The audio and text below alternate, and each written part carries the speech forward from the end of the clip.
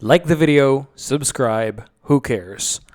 Alright, so this is my review of the Go Home Dynamite for AEW Double or Nothing for the May 22nd show, sponsored by Mad Max Furiosa.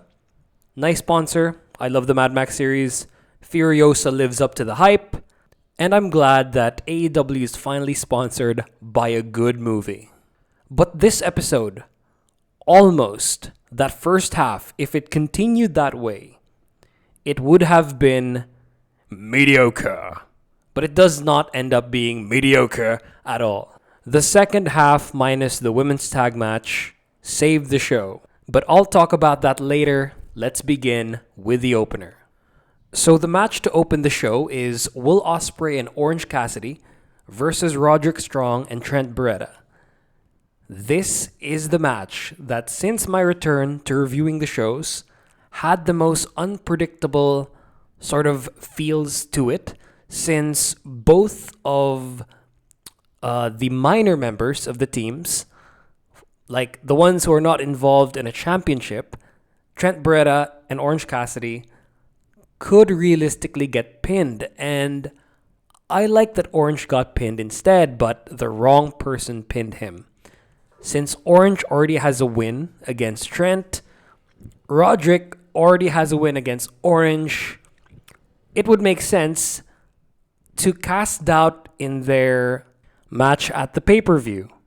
Since Orange already has a win, it would make sense for Trent, like, if you really want to protect Orange, that I know AEW wants to, like, there's no chance that Trent's gonna beat Orange. Like, I've removed that from my brain ever since we had that BS finish in their 1v1. It would have built up Trent. It would have been okay for Orange to beat Trent at the pay-per-view since Trent already has a win over him. Clean, even. Having Roddy pin Orange, who he's already beaten, does nothing for him, and it further relegates the other feud lower down the card. Like, we know it's not for a championship, but it has more of a story behind it than the International Championship. But honestly, these are mid-card feuds. Like, the International Championship is just one among multiple stories that are much deeper than the International Championship story. So it's okay if this is the extent of it, since I don't think Roddy is capable of more. Like, for me, this is peak Roderick Strong performance. He has cut pretty good promos, and the guy usually doesn't. Like, one-upsmanship is where he does his best work. So yeah, for me, I like the outcome that the heels won. I like the beatdown in the end, and this match was just awesome. Like, let's finally get to the match. This match was not only fun, but it made sense about how it was done. Orange hates Trent so much that he pulls a wrestling video game move and immediately goes for him. Like, who the hell stays in the corner when you're playing like a co-op tag team normal match? Yeah, that's how you call it. But who does that?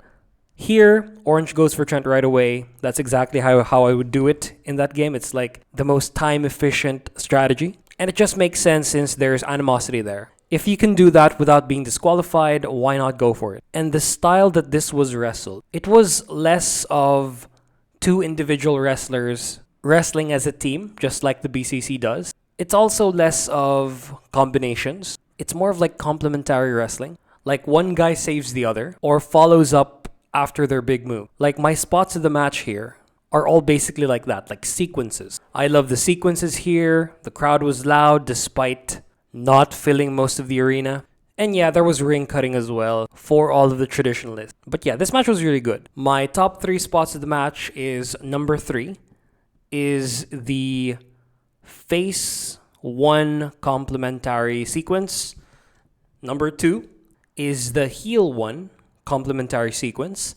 And number 1 spot is the team dives by the faces. The finish is Wardlow takes Ospreay outside, sets something up, while Roderick hits the, what's his finisher called again? The end of Heartache on Orange Cassidy for the win. After that, we get a beatdown, pretty brutal beatdown, effective. We had both of them bleed, but it's obvious that one outshines the other completely. This is a TV main event pay-per-view undercard match. And yeah, despite the criticisms by like one of my favorite YouTubers back in the day, JD from New York, that this doesn't have a story, like, come on, it's a one-upsmanship, it's a mid-card title.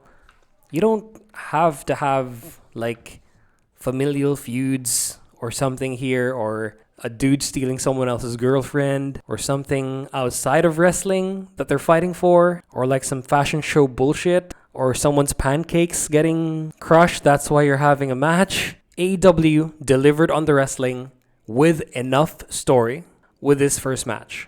So after that is the Young Bucks segment. It's a typical comedic heel segment, abuse of power, yada yada yada. Darby Allin has been banned from the arena. Great line when Matt says he got Final Destination by a bus. Popped for that. But what wins this segment is Sanjay Dutt. Sanjay Dutt goes over the top. He has comedic timing, but honestly, why is their faction still a thing? We haven't seen them for like, I think a year. So yeah, funny segment, nothing really special. So after that is the Who Wrote This Shit segment. Because Jay White's promo here was so like, it was so uncreative. It was so bad, it didn't hit at all. Because Jay has the ability to cut a promo. Like, he can deliver, but his ability to create is like very limited. His range is like just making fun of someone in a serious way, talking about how good he is in a serious way. Yeah, he's a pretty serious guy when it comes to promos. When he starts making jokes, it just doesn't hit. Like, I don't know if it's like the New Zealander thing, but it just doesn't work. The comedic thing doesn't work on Jay. I can listen to him like literally tell a story or maybe trash talk someone, but dude can't make jokes. Like, that was so bad. He did like the YouTuber thing where they apologize or they preface the video with them like not being able to pronounce anything for some reason. Like, how hard is it to pronounce anything?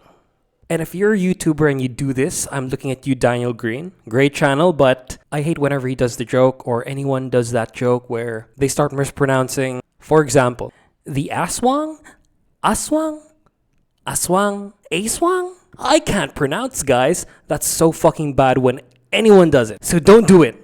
Thankfully, the Death Triangle come in.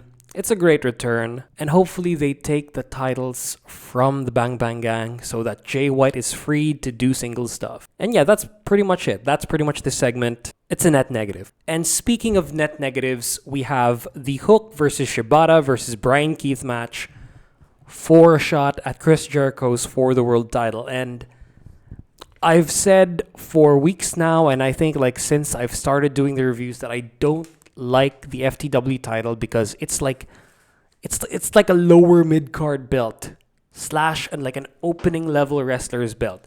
It's worth nothing. It's a piece of trash. It's a waste of time on TV. Jericho's act is what gives it its faux value. When Hook held it, it meant nothing. When Ricky held it, it meant close to nothing. And when Brian Cage held it, it also like meant nothing. It's useless. Throw it in the trash. So I don't like that three people are actively trying to fight for this. The match itself was meh. It was a storyteller. Brian Keith was the underdog because he had to face off against two guys who are friends. Hook underperformed the most, as usual, since he needs an excursion. He honestly needs to wrestle in the indies, or you know what? I don't even care if he goes to the Performance Center. Hook is like not a high potential guy as of now. Shibata is the best performer in the match, and you know what, has the highest upside among these guys because he can still go. But yeah, the match here is pretty boring, but they managed to deliver a three-way where nobody just one-on-ones. There's like synergy between all three of them. There's opportunism when someone gets the pin or when someone pulls off a move that they take advantage of that. And this includes the finish where Brian Keith gets put on a double submission for the tap out. Shibata and Hook win, I guess. It's a TV undercard match. I honestly thought they were going to let them fight, but I guess they didn't have TV time. And you know what? Chris Jericho should have let them fight since, like, as a chicken shit heel, as Jericho, I would rather face just one of these dudes. But if you think about it, it's going to be a three-way, so it's going to be no DQ. Big Bill's going to be in the match as well. It's going to be a 2v1v1 match. It makes sense when you think about it like that, but it's not good. And you know what? Most wrestling fans don't really think that deep, especially the ones on Twitter. So after that is the Willow and Mercedes vignette. It's for the TBS title. So I don't know why it's not on TBS. They basically had the go home segment last week. So I don't know what they could have done here. But yeah, I really like this feud. That segment was fire. Willow was carrying Mercedes throughout this entire feud. And I think should win. Or if she does lose, she levels up to the higher tier title, the women's title. Honestly, the builds for the women's title and the TBS titles are so night and day. The TBS title has so much going on for it. They have months to years worth of story there. Even pre-Mercedes in AEW, and then they explain it here. So yeah, I like this feud. Should have been on Dynamite. Hope it's on Collision. After that is another Reebok commercial from the Elite, and again, the same. These shoes are terrible. Partner up with Hoka's or Ons and support the medical community buying these shoes. So yeah, after that is the Takeshita versus John Moxley feud vignette. This was barely on TV. I'm glad they made a vignette to explain everything. I don't think this feud was even in NJPW. If it was, I haven't heard anything from it. There's not any footage from NJPW in the vignette, so I assume they only built it here, and it's so much of an afterthought. They barely touched upon it. I don't care about the whole story, but I do care about the match. Since we've seen these guys go up against each other before, and now they're both more experienced. So yeah, this feud is missing a lot of build, and Konosuke, being that talented, deserves better. So I hope he wins so they can build the feud there. He can face anyone who takes the title from Mox. But that's just not gonna happen. It's so far away from reality that it's sad. But yeah, it's gonna be a good match nonetheless. So yeah, after this is some actual build for that match. We have Konosuke Takeshita pseudo squashing Matt Sydal. They're both capable of much more if given time.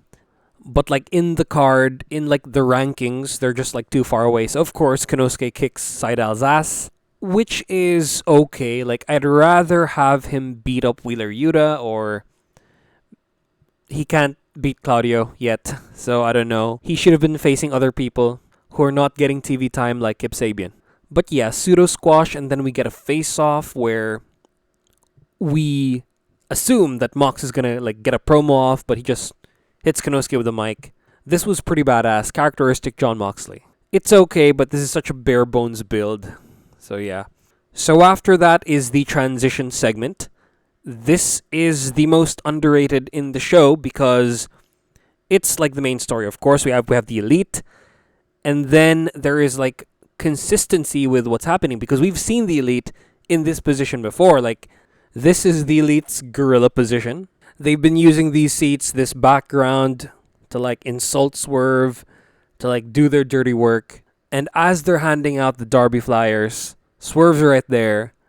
He's part of the main story, which his feud should be the main story, but it's only a part of a bigger story. But yeah, this is him finally getting one over the Elite after the Elite just try to screw him every week. So yeah, it's nice to have him win against the Elite, even if it's not directly yet. Yeah, something feels off about this feud. The Elite don't get enough control, I think. I think it should be terrifying, dystopian. Maybe it's not dystopian enough yet, because we get a sign of the nearing of the end much later on. So I don't know how they can extend this feud with a specific person showing up live. I mean, it's not in front of the crowd. It's just outside. But yeah, I don't know how they'll extend the feud with that happening. And then that leads directly to the Swerve Strickland versus Nick Wayne match, which was really fun. It's a storytelling match, the vegetables with the candy, the incredible, breathtaking moves of both of these guys, especially near the end. And also, this match should not have been this evenly matched. But Swerve has a handicap, I guess. A cut on his eye, but maybe having like one of his eyes be taken out storyline wise would have been better, since that would actually affect your depth perception. The control that Nick Wayne gets, though, is not as egregious as other matches like this that AEW does. And it's kind of jarring that Swerve never gets to face Killswitch. Like, if it happens on Collision or Rampage, that'll be cool, but it's not looking like it.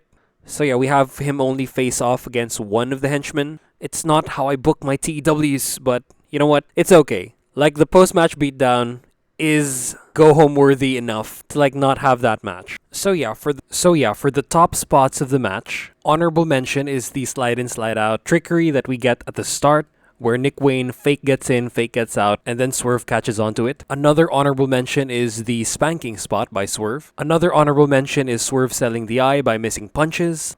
Number 3 is the finish, where Swerve does this sick power slam, Death Valley driver position, 2 power slam, and then we get the house call. Number 2 spot is the back jump to the apron, followed by the Swerve stomp to the outside.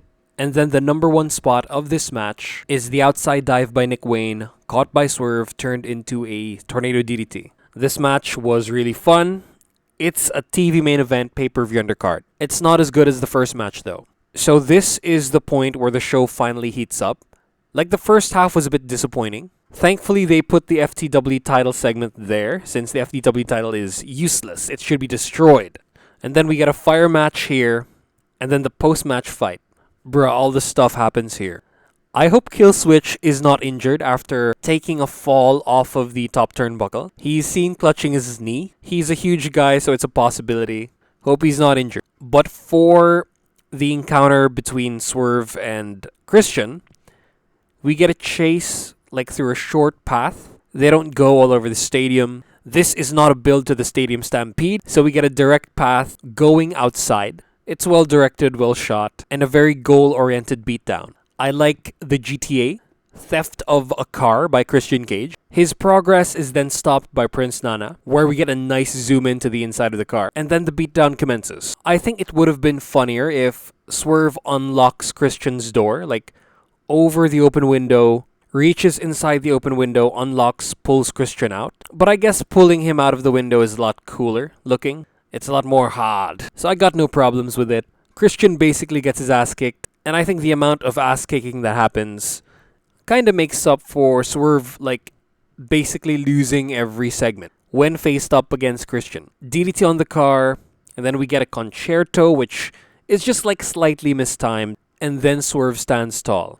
Great go-home segment, but I'm hoping we get another promo back and forth at Collision. So yeah, 2 of the triple co-main events have been well built after this episode.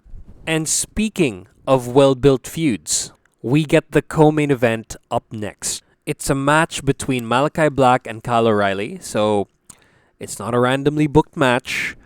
Kyle has been Edge's second throughout the whole pay-per-view cycle and was taken out in the segment last week. AEW boasts having variety in its wrestling, and it shows here because we get a style that only 2 of these guys, maybe 3, Shibata counted, where it's like an MMA shoot style thing. It's a very pro wrestling Noah 2023 match, but instead of the grappling, we get strikes. This is basically the realest it's gonna look. The crowd is deceptively disinterested, but they chanted, "This is awesome," at a certain part in the middle, so it shows they were paying attention. And yeah, isn't that better when the crowd isn't like tiring itself out the whole time, just cheering, and are actually giving a fuck about what's happening in the ring? I love the striking, the submissions, the throws, the holds, and it just seems like a chess match, this one. It's like very much away from the usual match pattern that we get, where like one guy gets control, the other guy regains control, and then climax happens. This was all evenly matched stuff. They are fully conscious, both of them, for the entire match, and I wouldn't be bothered if we get more of this. So yeah, the number 2 spot of the match is the sequence where Kyle transitions from an arm lock, I think it was a Juji Katami, to an ankle lock. Number 1 spot is the finish, where Kyle throws an elbow, Malachi fakes a kick, Kyle bites, and then he gets Black masked to hell. Black wins 1, 2, 3. Again, this is TV main event, pay-per-view undercard, and match of the night. This is as high as it gets for this show. And then the post-match segment, I don't think it's as good as the Swerve beatdown of Christian, but it's not far. So yeah, lights turn red, Malachi stands in the middle of the ring, and then he's drenched in blood. It's like a high-pressure hosing of Malachi Black, because the dude just sells it. He falls down and then wiggles on the floor. It was comedic for about 5 seconds, and then we get Cope with a couple of words, "I'll see you at Double or Nothing." And then Malachi basically makes a walk of shame, covered in period blood, all the way to the back. Yeah, this kind of brings some doubt to the finish of the Double or Nothing match. I think now Cope's gonna win. It's not gonna be as interesting as the story that I put forward, where Cope becomes part of the House of Black and then Christian saves him. I think that would have been like the best outcome. But yeah, I guess like some nostalgia pop with the Brood stuff and him getting the win is okay. But it's not going to be as good and as sort of impactful in the long run if Cope just wins here. And if it's true that Tony Khan signed Malachi Black to a longer term deal, I think he should start winning and be built up because we have a really talented dude right there. So yeah, this feud, well built and is ready for Double or Nothing. After this is an Anarchy in the Arena vignette, and it does the job. Passionate, compiled promo by Danielson as always. And then after that is Toni Storm and Mariah May versus the Outcast. And this match was better than I expected and totally did not deserve the silence it got. Like, this match was structured like a banger. We get the big moves at the end, which if given the proper response would have looked better, but it just doesn't. It doesn't get the response, but it still looks cool. The Toni Storm and Mariah May team basically carry this one. I like that they wrestle like a tag team. They wrestle like a cohesive unit. They feel more natural together. The kissing thing is not yet fully explained and justified though. The Outcasts can do with a bit of more reps though, since their offense was very basic, but they do the job as heel. So as for the top spots of the match, we have the Nelson Muntz "Ha ha" by Toni Storm on this image right here. I subscribe to a Simpsons Facebook wrestler posting group, so I can relate to this. Number 2 is the finish, where it's a Mayday and then Storm Zeros on both of the Outcasts. And then the number 1 spot is the spot I was talking about. This deserves so much more reactions. Like, this should have had a "This is awesome" chant, but the crowd were just not into the women. Double sunset flip powerbomb by Harley and Saraya. This was so sick, and it got such a nothing response. It's sad. So my grade for this is an unexpected TV undercard, pay-per-view undercard match. This was awesome. As for the post-match beatdown, it's okay, I guess, but the crowd, as well as I do, think that Serena failed this feud. But I was right, she was the heel. So all of you guys on Reddit are wrong. Serena Deeb is the heel of this feud. No pun intended, as she uses the heel of her expensive-ass coach shoe to hit Toni Storm because she wants to spoil the fun for Toni and Mariah. And I guess, in extension, Mina Shirakawa. But I don't think this is enough. The encounters they had were so bare bones. It's just not enough. If you're gonna put Serena Deeb in a feud in the future, her promos should be pre-recorded and in a controlled situation where she can do multiple takes, just like I do when making these videos. But yeah, I guess I'm looking forward to the match, even though we don't get that much encounters between the two. It's kind of like the Konosuke versus John Moxley match, but this one gets more time. I don't understand that at the go-home show, or actually throughout the entire feud, you have Toni and Mariah facing off against other women who are not Serena Deeb. Or Deeb should have been part of a team against Mariah and Toni. This was a poorly booked feud, and I hope the match at the end is good. So yeah, after that is the Bang Bang Gang promo, which just sets up the Death Triangle match against them at the pay-per-view with Lucha Bros against the Ass Boys on Collision. It's okay, it does the job. Basic. And so after this is the main event, Bryan Danielson versus Satnam Singh. And man, Bryan Danielson is the GOAT because he can take anyone and elevate them in a match, make them look better than they actually do. And all of the old heads, like all of their heads, will collectively explode after how does a big man lose to a small man? I don't get it. It doesn't make any sense. Yeah, like Danielson applies tactics in which he can do damage against Satnam Singh. And I love that Satnam Singh sells everything. It doesn't put him down for a long time, but it's enough. And yeah, Danielson changes like everything he does to face off against this bigger person, which is, I think, the best element of this match. He also doesn't take as much damage because of his speed. He dodges a lot.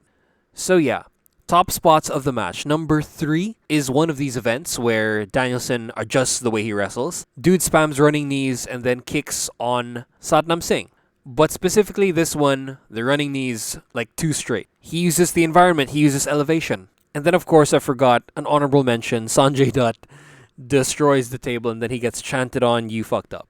Like the dude takes off the cover of the announce table and then it falls apart. It was so funny. Number 2 spot is the "come on" slap by Satnam Singh. Badass moment. And number 1 is the way Danielson gets the label lock on. It's like he's a parasite. He like climbs throughout Satnam Singh's body, brings him down. It's spot of the match. He should have won, by the way. This was a bad finish, since Jeff Jarrett, Jay Lethal, and Sanjay Dutt caused a DQ. Honestly, Satnam Singh does not have a high ceiling in AEW. He should have lost this. He will never like be heavyweight champion material. He's just like a spectacle sort of guy. So yeah, I don't know why Danielson had to like win by DQ. And then so for the post-match beatdown, they make Danielson look strong. He faces off single-handedly against all 4 of the members of this faction. And then of course gets taken out by Satnam Singh. The Bucks show up and then we get Sanjay Dutt getting paid, which is a fine resolution to that story that I'm glad we saw on live TV. So yeah, that faction leaves and then Darby Allin arrives at the right time, being dropped off by Tony Khan. And I'm guessing he's not banned anymore since the actual boss is not doing remote management anymore. He's actually there to unban Darby. And it makes so much sense because he's not gonna get suspended by the people in charge. He actually has someone to back him. And yeah, it's just funny to see Tony Khan here, fist bumping Darby, who brings a flamethrower and he should have set someone on fire. And that's probably gonna happen at Anarchy in the Arena. Someone's gonna be set alight. We had a tease to it in the first one where Eddie Kingston poured gasoline, which I still think is like one of the best spots in AEW history. Dude pours gasoline and then like almost like lights Jericho and Danielson on fire. And now we're gonna get someone get flamethrowered. I can't wait. I'm hyped for the pay-per-view, but for select feuds only. It's not for everything. So yeah, this was a pretty good show. I like this more than the one last week. I don't get the negative reception and it reflects in the ratings. It's higher this week, so yeah. But not as high as where it needs to be, so yeah. Same applies. And yeah, that's it for this review. Thank you for watching. Bye-bye.